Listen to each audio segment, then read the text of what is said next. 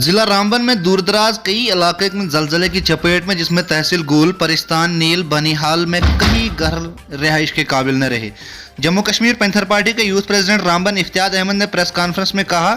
जो मकान रिहाइश के काबिल नहीं रहे उन्हें जल्द अज जल्द मुआवजा दिया जाए। उन्होंने डीसी रामबन से अपील की है कि एक टीम बनाई जाए जो इलाकों का दौरा करेगी और मुश्किलात में फंसे लोगों की सहायता करेगी। आइए देखते हैं बनिहाल से हमारे नुमाइंदे मेहरान वानी की एक खास रिपोर्ट।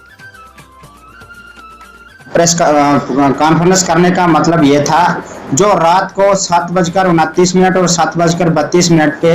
हमारे इलाके जिला रामबन के अंदर और सब डिवीजन रामसू के अंदर जोरदार भूकंप आया, जोरदार जो जलजला आया, जिससे हमारे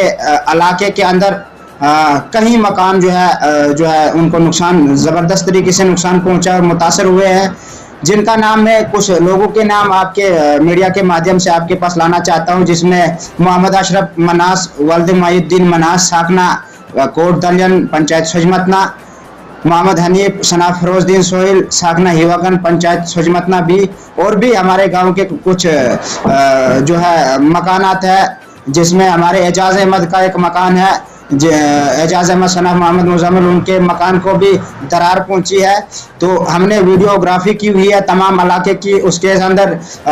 बनिहाल जो दर्शीपोरा एक गांव है, वहां पर भी मकानों को नुकसान पहुंचा। हमारे इलाके के कई लोगों को जो है इस भूकंप से नुकसान पहुंचे। हम जिला इंतजामिया से ये अपील करना चाहते हैं कि जल्द अज जल्द एक कमेटी तश्कील दे के इलाके का मुआयना करा के इलाके का जायजा लेके जहाँ जहाँ कहीं नुकसान हुआ है उस नुकसान की भरपाई की जाए, और जो मुतासर लोग हुए हैं उनको जो है माली इमदाद की जाए, और इलाके के अंदर जितने भी नुकसान हुए, चाहे वो ज़मीनी नुकसान हो, चाहे वो उनका जायदादी नुकसान हो, जितने भी नुकसान हुए इलाके के अंदर, नील के अंदर पोगल, प्रस्तान, सजमतना, रामसू, मऊ मंगत, खड़ी, सराची, चापनाड़ी वगैरह जितने इलाके हैं, सुमड़, हड़ोग है, तो इन इलाकों में जितने नुकसान हुए हैं, तो हमारी इंतजामिया से,